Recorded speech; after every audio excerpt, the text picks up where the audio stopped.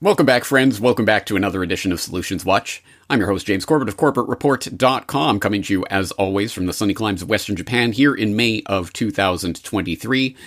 And this week on Solutions Watch, we're going to talk about a problem that we all know about. I mean, we all know about the dangers of a potential technocratic, dystopian, nightmare future society where everywhere you go, at all times, everything you do is being tracked, monitored, and databased in real time. Everywhere you go, everyone you meet is being logged via the auspices of your tracking slave device, aka Fondle Slab, aka your phone. Well, wait, actually, that dystopian nightmare reality is already here, but actually, it's even worse than that. Because, at the very least, you could leave your tracking device at home and wander around freely. Don't have to worry about being tracked and databased, surveilled, monitored, and otherwise infringed upon by any governmental or other authorities, right? Well, wrong. Because as long as you take your face with you, you're still being tracked. Critics say a controversial startup poses a new and profound threat to everyone's privacy. A company called Clearview AI has the largest known facial recognition database of images in the US, larger than the FBI's. The company is run by this man, Hoan Ton-Tat. He's the eccentric founder of Clearview AI, a privately owned company that promises the most comprehensive image search solutions in the world. I want to find out how many pictures the system could find of me. You take a selfie, okay. Take any face you want. Wow, and instantly, yeah, that just comes up. But as you scroll down, there'll be photos that were, less similar, or if you see a +1 or +2. Yep, this is all me. Clearview scours the internet for images. A powerful algorithm compares size, shape, and distance between facial features to find potential matches. I don't know where that is. It's wild how many pictures are just out there on the open web.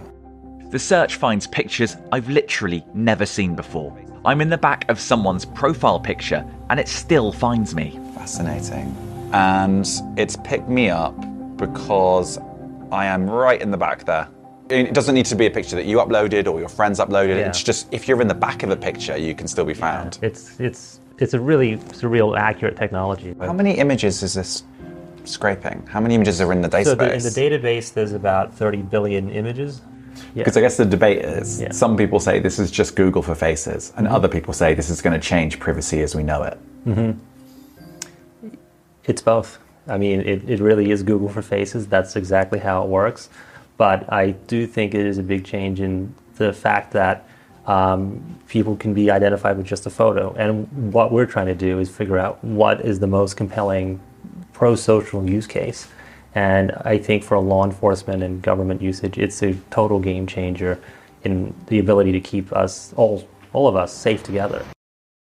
So what this technology is trying to do is make it possible to be able to identify who someone is from a partial image, or basically something that wouldn't have been able to produce a positive facial recognition match before. And the reason people don't like this is when you uploaded, your like Facebook or Instagram photos, you probably weren't intending this guy to grab him and stick him into some program that was going to be sold to the U.S. Army. Clear AI scrapped 30 billion images from Facebook and other social media sites and gave them to cops. Oh my God. Yeah, puts the them into a stuff. perpetual police lineup. Oh, so no more of that. They're not in the system. They're not in the system. Look at that. 30 billion images from Facebook and social media sites and gave them to police. So now they have your name and your face. So if you have a fake ID, if you get pulled over, they know exactly who you are. And they can run that through some computer that has a database. Oh, you didn't know about Clearview AI yet? Well, you probably should. I think it's an important piece of the puzzle if we want to come up with some sort of solution to the problem of constant facial surveillance everywhere you go, everyone you meet, being detailed, databased, tracked, and snarfed up by this private company that is, oh yeah, working with police and military. What could go wrong? So if you don't know about it, I will direct you to activistpost.com, which had an article up about this last month when it was revealed that Clearview AI copied 30B, that is billion, images without users' permission from social media sites. Customers include more than 3,100 U.S. agencies. Awesome. So it goes on to cite a Business Insider report, which noted at the time that this was breaking, a controversial facial recognition database used by police departments across the nation was built in part with 30 billion photos the company scraped from Facebook and other social media users without their permission or knowledge, the company's CEO recently admitted, creating what critics called a perpetual police lineup, even for people who haven't done anything wrong. The company, Clearview AI, boasts of its potential for, well, identifying political wrong-thinkers involved with ginned-up false flag attacks, helping Epstein and his political associates abuse and exploit children, and to being conveniently non-locatable or no data found when people are wrongfully accused of crimes. Oh, wait, maybe that's not quite the way the article reads, but that's what it should read. But critics point to privacy violations and wrongful arrests fueled by faulty identifications made by facial recognition, including cases in Detroit and New Orleans, as cause for concern over the technology, which is just such a measly-mouthed, horrible way. I'm not blaming Activist Post here, but Business Insider for the way they frame that. And I will point back to the Revelations Radio News podcast, where I know Tim and Andrew have often talked about the way they frame there are critics, those privacy advocates who say that this might be a problem. Anyway, now let's go continue talking on about it. As if you're crazy and marginalized and you're this special class of people if you have concerns over this. Anyway, that being to the side, the point is the 30 billion photos that have been scraped from Facebook and Insta and wherever else people are posting their photos. And if you don't truly appreciate how really and truly creepy this is, I would suggest you watch some of the many, many videos that have been done on this, even from mainstream outlets that are obviously trying to announce this technology to the public under the guise of, this looks concerning. Well, anyway, and now the weather. But yeah, you should see some of the videos of people discovering photos of themselves that they never knew, where it's like, oh, that person in the background of that person's profile photo on Twitter. Oh yeah, that is me. Wow. I must have been walking through there that day when they took that picture and it accurately identified me. It is creepy and getting creepier by the day. And yes, it is, of course, being given to law enforcement, police authorities, and government, and whoever else wants them for the purposes of, say, identifying the people in the crowd at January 6th or other ginned-up false flag events. Interesting, isn't it? And unfortunately, of course, it isn't just the third-party private corporations that are totally just doing this. I mean, it's not government, guys. They're just giving all this data to police and military. Or selling it, more accurately. But anyway, no, it's not just that. It's pervasive. It's everywhere. It's all over the place right now. You'd have to be trying to avoid it. TSA is testing facial recognition at more airports, raising privacy concerns from those darned pesky privacy advocates, right? A passenger walks up to an airport security checkpoint, slips an ID card into a slot, and looks into a camera atop a small screen. The screen flashes photo complete, and the person walks through, all without having to hand over their identification to the TSA officer sitting behind the screen. It's all part of a pilot project by the Transportation Security Administration to assess the use of facial recognition technology at a number of airports across the country. What we're trying to do with this is aid the officers to actually determine that you are who you say you are. Said Jason Lim, Identity Management Capabilities Manager, blah, blah, blah. If all of that reads like a press release for this technology, I wonder who's paying who for this coverage from the Associated Press. Anyway, yes. Oh, I guess there are some privacy advocates that they might cite halfway down the article in one paragraph and then move on. But yeah, and the interesting part about this, of course, is not that this is some brand new technology that, wow, we just developed this yesterday, guys. No, of course not. Why have you been required for decades now to have specifically digital photo in for your passport, for your driver's license, what have you. It's precisely because that is what works for this type of facial recognition technology and has been working for many years. They've been doing this in various capacities. Now they're putting it in the front-facing part of the public eye so that the public can be trained into it in the prisoner indoctrination training camps that are the airports, which is where all of this type of technology is rolled out first so that people can become acclimatized to it. But where does it go after that? Once it spreads out of the airports? Oh, well, how about your local store? Of course. Again, coming from Activist Post from this past March. FaceWatch gets UK Code of Practice certification for live retail facial recognition. Talking about FaceWatch's live facial recognition for retail theft prevention has been declared compliant with the UK's Surveillance Camera Code of Practice, SCCP. What an interesting acronym, the company has announced.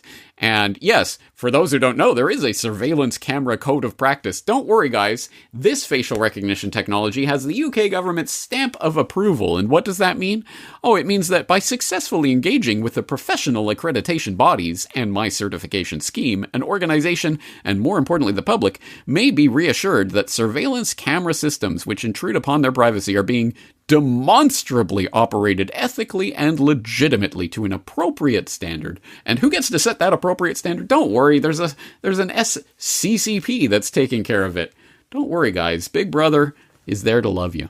Well, anyway, this is happening, and increasingly so, and good thing. There's too much retail theft these days, and the only way to get rid of that is to have facial recognition and ultimately to be able to identify who everyone is in every crowd at all times so that crime will never take place again, right? This is how this works.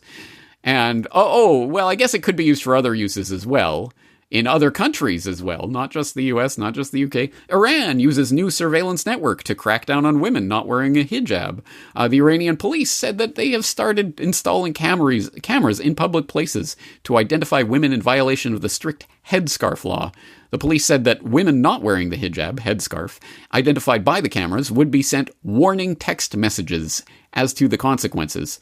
According to the police, the cameras would prevent resistance against the hijab law. Well, let's use our imagination to imagine what if a government or anywhere used this to enforce any sort of arbitrary law that they come up with. You had a hate crime there. There's somebody who said a hate word. They misgendered someone and it's caught on camera. Now let's use the facial recognition to find out who that was. At any rate, again, whatever scenario you think about, whatever side of whatever political debate you're on, you should always, of course, think about this power, this technology in the hands of your most hated political rival, because it will end up there one day, and it will be used against you to enforce whatever law happens to be on the books at that particular time. As I say, this is concerning, and I would imagine most of the Corbett Report audience probably is at least aware of these dangers, if not aware of just how this is not some future potential scenario. It's already happening. But at any rate, it's certainly something to think about. But this is not Problems Watch, of course. This is Solutions Watch. So we have a very, very sticky problem here. Because, as I say, with the surveillance device that is the phone that you actually purchase and that you decide to carry around with you and could decide to leave at home, well, you can't decide to leave your face at home. So what do you do about the problem of facial recognition and unaccountable third-party private entities and governments and whoever else knowing everything about who you are and where you are and what you're doing, presumably? That is a problem, right? So what do we do about that problem? What is the solution? Well, let's start examining some things that are on the table. One of which we will derive from a source that should be familiar to people who remember my recent conversation here on Solutions Watch with Michael Bolden, not Boldrin, Michael Bolden of 10thamendmentcenter.com, where we talked about nullification and various nullification bills and strategies that were moving through various state legislatures and others, and just the overall idea of nullification. And I know there was a lot of positive response, people saying that they had just discovered the 10th Amendment Center through that conversation. I'm very glad to hear it. So you've probably been to 10thamendmentcenter.com and explored their archives, and especially their featured articles and their blog and news, in which case you've probably encountered the writing of, well, their various bloggers, including, of course, Michael Bolden, but also Mike Maharrey, which, again, I hope is a name that will ring familiar with the audience, because I have talked to Mike a number of times about Nullify the NSA, for example, but I've also talked to him about facial recognition pushback. Yes, we were talking on this very issue just over 3 years ago, just before, in the before times, shall we say, just before the scamdemic craziness started. We had this conversation to kick off the new year 2020, and we were talking at that time about various things that we're going through legislatively as pushback against facial recognition technologies and its deployment by police forces. So that is a good conversation, very pertinent to this particular Solutions Watch. So I will direct you there if you don't remember that, or if you didn't see it at the time. I think it is a good conversation, but hey, that conversation is 3 years old now, right? So that was then. This is now. What's happening now? And so I recently had the chance to talk once again to Mike Maharrey about this subject of facial recognition pushback. What is the state of it right now? What is happening on the legislative front with regards to pushback of this? Are we seeing any successes with regard to chaining government and the use of the government's use of this facial recognition technology? Yeah, it's interesting. I think that it's a mixed bag, I think, is the best way to describe where we are. I think there is still a lot of concern out there. There is still some pushback at the state legislative level. In particular, we recently saw a bill passed in Montana that has some pretty robust limitations on using facial recognition. I think it's interesting. I think California may actually give you kind of the best overview. It's kind of a microcosm of what's going on. On the one hand, there is a bill moving forward that would extend a ban on the use of facial recognition using police body cameras that went into effect 3 or 4 years ago, that's about to sunset. And that's looking like it has a good shot of passing. On the other hand, there's another bill that's moving through the California legislature that purports to be kind of a limit on facial recognition surveillance. But in actuality, if you actually look at the provisions in it, would give police wide latitude to use facial recognition. Fortunately, California has a very strong network and coalition of folks that are opposing this. So it is at least being brought to the light of day. The last I heard, it was getting shaky whether this was going to pass as is. So that's good news. But it kind of shows you how things work, even in a state like California, where folks tend to be rather on facial recognition and other surveillance. Even there, the police lobbies are managing to continue to try to push forward with expanding the use of this technology. And just kind of generally speaking, I think the bigger problem right now is we're starting to see this kind of molding together of public and private facial recognition, where police aren't necessarily having to even go get the technology. They can just go to these big surveillance companies. This is the same thing is happening in license plate reading and all kinds of surveillance technology. But they go to these private entities, enter into contracts with them, and just use the data. And so I think moving forward, what we really need to see, those of us who are worried about privacy and the overuse of this kind of technology, is we're really going to need to see some wedges placed in between government and private sector in terms of government's ability to access this stuff. But, ultimately what we need to see is we need to see every state, every locality limit the use of facial recognition to a warrant. I think that's just kind of the minimum protection that we as citizens, I hate the term citizens, but we'll use it here, that we should expect. But as is always the case with law enforcement. They want no limits whatsoever, and they're going to run around and they're going to tell you if they don't have this technology, you can't use it unlimitedly, we're going to have terrorists and pedophiles running around in the streets, which between you and me is kind of absurd, but that's what they'll tell you. So that's kind of where we are. I mean, I don't know that the landscape has changed a lot in the 3 years since we passed. There is still concern out there. There are still people pushing back against it, but I think the overall momentum is kind of towards the side of government and law enforcement, where they just keep rolling it out. And the activists that are trying to stop it are almost playing a defensive game as opposed to a more offensive game. So really more needs to be done. But I think the bigger problem is that a lot of average people just don't care. And they don't recognize that this is a threat. They don't see it as being something that's going to intrude upon them, even though it very easily could. Interesting little sidelight story. There was a lawyer in New York City who was trying to get into, I can't remember, it was Madison Square Garden or Radio City Music Hall. It was one of the venues there in New York City, and was getting settled in her seat and then was then escorted out. And apparently facial recognition picked her up. She was on a list of people that were banned from entering into that venue because it so happened that her law firm was engaged in a lawsuit against the company that owned the venue. So this is how this stuff can progress. That's a private use of this kind of technology, but the same kind of thing happens in government realm. You know, you hone in on some important issues, one of which is that if people don't care about this issue, then the status quo will continue and the momentum will be on the side of the state to increase its powers of surveillance as usual.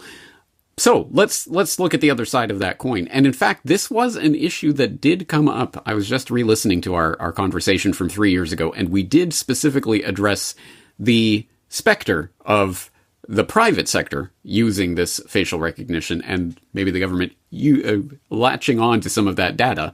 And we did talk about that. And you said, I'm not concerned about, I'm not philosophically concerned about Walmart using facial recognition to sell me this or that product.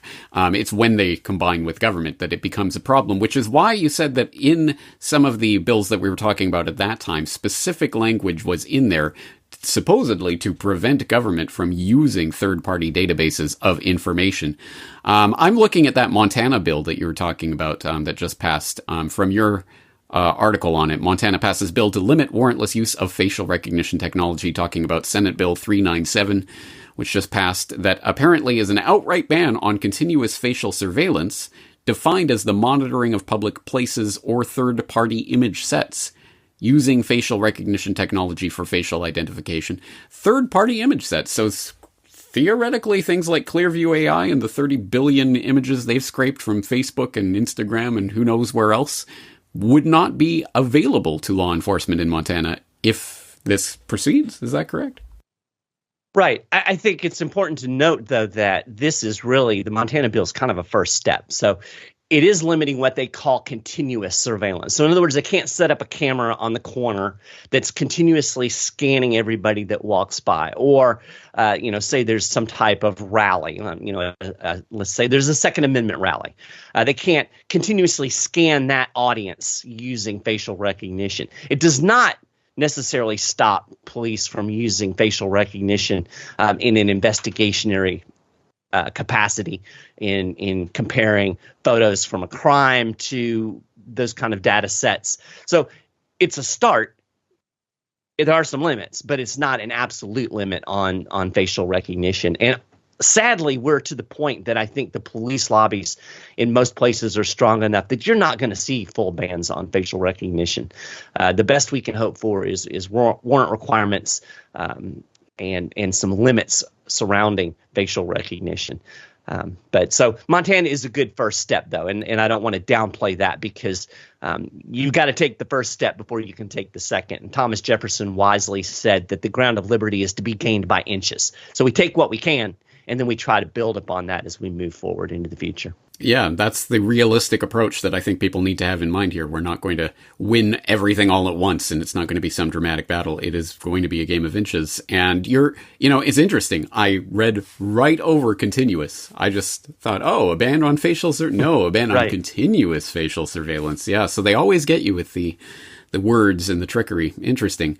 So what would you say to the skeptical people in the crowd, like myself, who thinks that asking the government to basically limit its own powers is a bit of a chumps game? Do we have examples of this, even not in the facial recognition field, but in other fields, actually truly carving out a space for freedom? Absolutely. So I mentioned the ban on facial recognition coupled with police body cameras that was passed in California a number of years ago. Immediately after that bill passed, the San Diego Police Department completely scrapped a facial recognition program that they had going that was going to be in violation of this ban. So I'm with you. I'm skeptical of government monitoring itself. But that's the only tool we really have in the toolbox, right? It's the only way that we can proceed forward and make any practical changes. We can't wish it away. It's going to happen. So this is the path that we can take. And it does work when there is, a strong piece of legislation along with oversight. And I think that oversight is important. And I mentioned the fact that in California, they have a very, very strong coalition of privacy advocates that work together. It's 50, 60 different groups, very large coalition of different, you got groups that are focused on immigration. It's a weird coalition of people that go from the left to the right that are concerned about surveillance that are pushing this forward.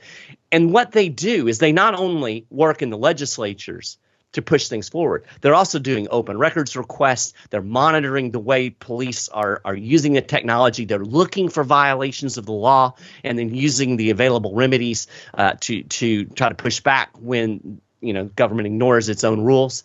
So it really comes down to human action when you get down to it. Not just passing a bill. You're right. We can't trust politicians. We can't trust government bureaucrats to just say, we've got these rules, so we're going to behave.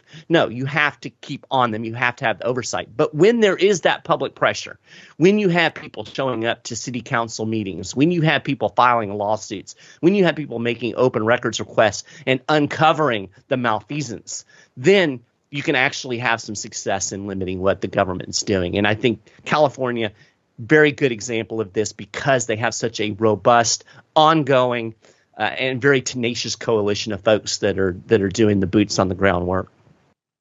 It's almost like freedom isn't a left or right issue. Yeah. Isn't that weird? Yeah. What a strange idea in these times. Well, anyway, that is good to hear. And we need to build coalitions like that everywhere of people who are concerned about this issue. And I think more people would be concerned about it if they were aware of it, for one thing, let alone really aware of all of its context and its ultimate implications, which is starting to dawn on some people when it comes to things like Clearview and its incredible power to find images of you that you didn't even know existed. You're in the background of someone's profile photo on Facebook or something, and that is me. I didn't know that was me. Yeah, it's getting creepy, and it will only get creepier from here, presumably. So, I think people should definitely be aware of this issue. Anyway, we've covered quite a bit of the ground. Is there anything else that you'd like to bring to the table? Yeah, I'd like to kind of mention that how you need to be concerned now and don't think, if it gets worse down the road, then I'll worry about it. And I'm going to give a specific example. I lived in Lexington, Kentucky for quite a while. In fact, probably when maybe not. But up until 2018, 2019, I lived in Lexington, Kentucky and was very involved in local activism against what I saw at that time as the beginning of some pretty dangerous and aggressive surveillance policies in that city, and ended up finding out that they had some secret, what they called mobile surveillance cameras, which as it turns out, amounted to cameras that they could mount on street lights or that were disguised as utility boxes. And when I was involved in this, I actually ended up in a lawsuit because of open records requests. It was quite the drama, right? Most people didn't care, pretty much ignored me. We were trying to push, me and a small group of other activists, we were trying to push forward a piece of legislation that all it would have done was created oversight and transparency. It would have required the city council in Lexington to approve any surveillance technology before it was implemented. Seems like a basic thing. Nobody was interested. Fast forward to the last 6 months, it turns out now the Lexington Police Department has entered into an agreement with Flock, which is the license plate reader equivalent to what we're talking about with facial recognition. And they've now put over 200 license plate tracking cameras all around Lexington, mostly in minority neighborhoods, incidentally. And now everybody is just outraged that this has happened.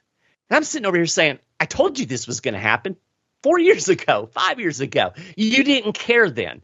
So the lesson here is that you have to nip it in the bud. When you see that first step over the line, or that first step toward the line even, you have got to take action then. Because if you don't, it's just going to grow. And then it's going to get to the point where all of a sudden you've got 250 license plate cameras tracking you all over your city, and it's too late to do anything about it. So I really just tell that story to emphasize that when it comes to surveillance or anything that the government is doing, it's imperative to act now. Don't wait. Don't think, well, it's not that bad. It's probably not going to be a problem. It is going to be a problem. If you are the least bit nervous now, it's going to be a bigger problem later. Once again, that is Mike Meharry at the 10th Amendment Center, 10thamendmentcenter.com, which will obviously be linked in the show notes, as well as those articles of his on this subject that we were referring to there, and as well as the State of the Nullification Movement report that is available from 10th Amendment Center that Michael Bolden talked about when he was on the program.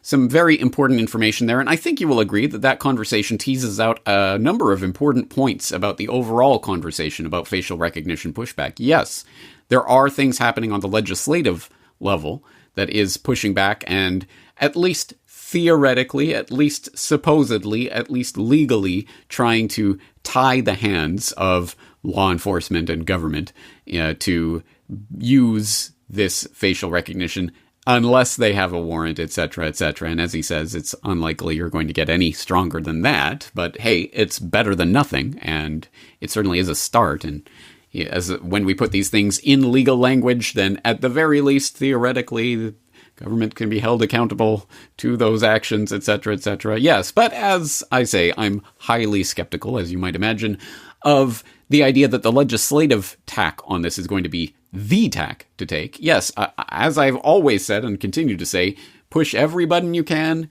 whatever button you think is going to be useful, push it, do it. I'm not dissuading anyone from taking any action or supporting any political or legislative action on this matter, certainly. But, as Mike Meharry says, as I obviously 100% agree with, it's going to require more than that. At any rate, I think we can all agree it's going to require more than that. It's going to require that people be informed on this issue, and then it's going to take human action, as Mike Meharry rightly says.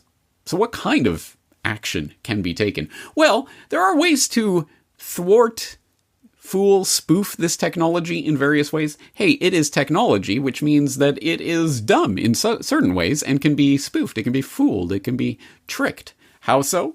Well, we only have to turn to the Hong Kong protests of a few years ago to get some idea. So, for example, Futurism.com had this up back during those umbrella protests back in the before times.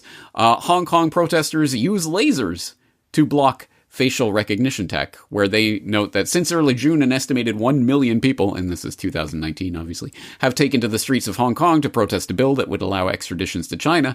To avoid identification, many of the Hong Kong protesters cover their faces.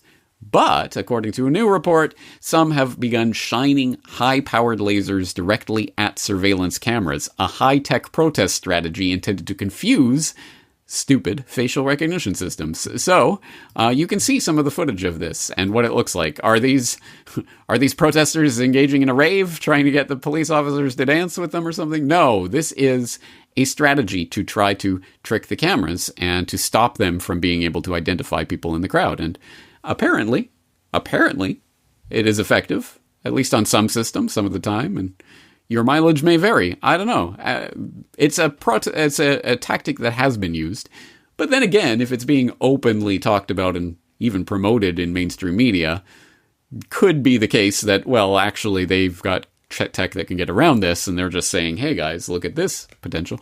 Anyway, that's a conspiracy theory. I don't have any proof of that at this point, but it's something to think about. On the other side of that coin, hey, this is against the dastardly Chicoms, at least in this particular narrative where they're painting them in the bad light. So maybe they're trying to actually promote something that would help against that technology. Anyway, there's a lot of strategy to this, but hey, it's something. So one way of spoofing cameras, shining lasers at them.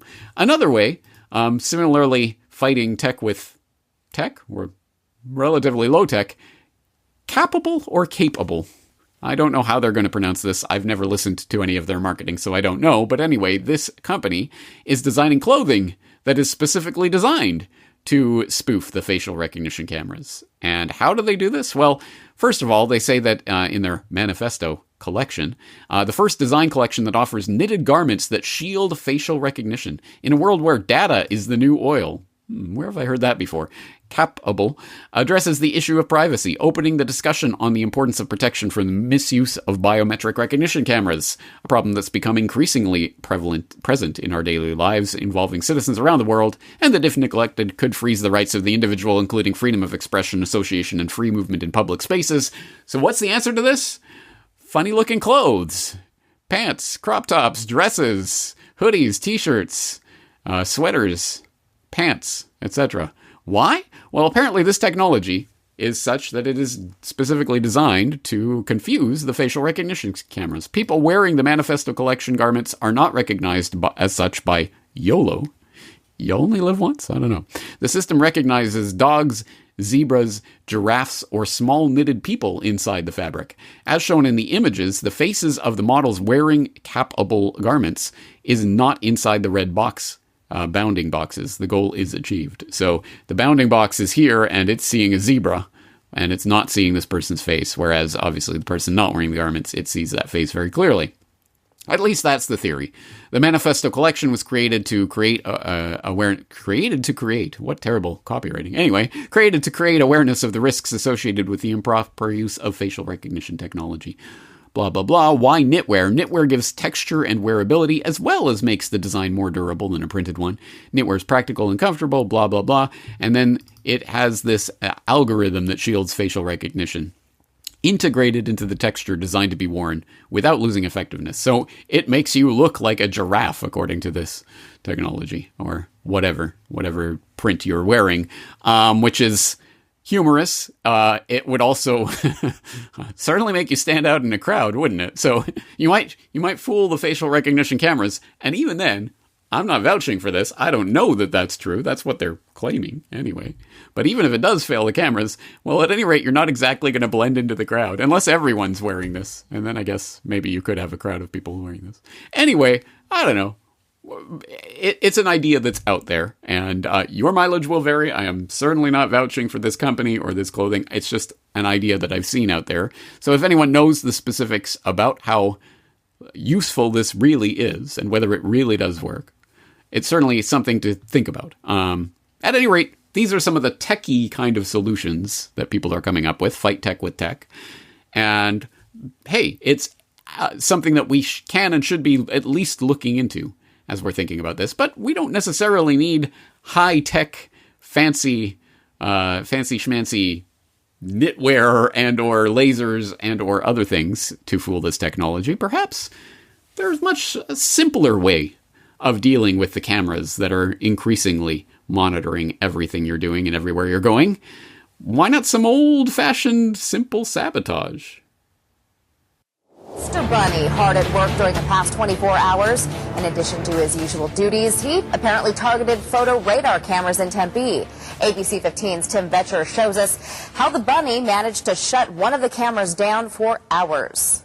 Here comes Peter Cottontail, hopping down the bunny trail.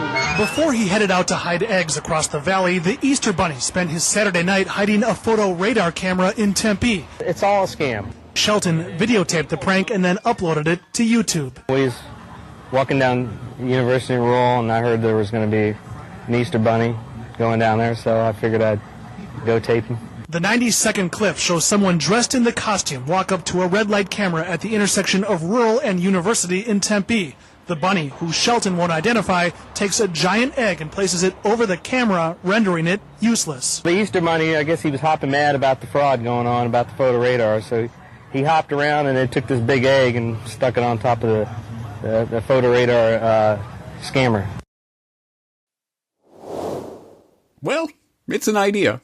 And for more on the simple sabotage idea, I hope you do know that is a reference to a previous edition of Solutions Watch, which I suggest you check out, which might give some more ideas along the path of what we can do, not just in this situation, but with a number of the problems that we face. Although, to be fair, that is only one part of the problem at this point. Yes, there are the facial recognition cameras that are identifiable and that could be, well, visited by the Easter Bunny, as it were. But, unfortunately, the point of threats like the Clearview AI threat is that it's absolutely everybody walking around with their own surveillance devices, taking their own individual private pictures, which they then post to their social media, which then get scraped, which then get put into the police database. So, unfortunately, it is certainly not going to be the be-all and end-all solution to simply just get rid of those facial recognition cameras that are being plastered up around various places, because everyone's walking around with their own surveillance tools. And that, of course, is why we have to come back to the point that if people are not aware of this problem and, at the very least, conscious of the fact that they are actually contributing to it, in fact, paying for the privilege of contributing to it by purchasing these slave devices and carrying them around everywhere and dutifully uploading all of our information to various social media platforms, etc., well, at any rate, there's a long way to go towards even public education that makes some sort of thoroughgoing solution to this problem even viable. If there even is one, have we passed a point of technological no return where, sorry guys, your face is just out there and there's no way you're going to hide from this web of devices that are out there to track you now? Is that the case? Maybe so. Even so, even if it is there no point whatsoever into wearing clothing or using laser devices or other things to at least temporarily disable certain devices or what have you? Anyway, there's a lot to talk about here, and as usual, I'm not here on a cloud telling you this is the solution and this will solve all your problems. No, there are many different problems for many different people in many different situations, and you, out at home, you get to decide what you are going to do and how you are going to do it, and hopefully you can report on your successes and failures on that regard, and we can all learn forward from here. So that is the task for people out there. If you are interested in doing so, obviously I'm interested in hearing back from Corbett Report members in the crowd who have their own thoughts on this subject. So you can go to corbettreport.com/solutionswatch-face for all of the show notes, all of the links to everything that you've just read and watched here on this edition of Solutions Watch, and also, of course, to leave your comments and suggestions and your own ideas about what we can do about this problem. I think it is a problem. It's going to become more and more of a problem as we go forward from here, and I think we should at the very least be thinking about it, and that is part of my task here at Solutions Watch, is to get us oriented towards the solutions. So I will continue doing that. But having said all of that, that's going to do it for this edition of Solutions Watch. I am James Corbett of CorbettReport.com, looking forward to talking to you again in the near future.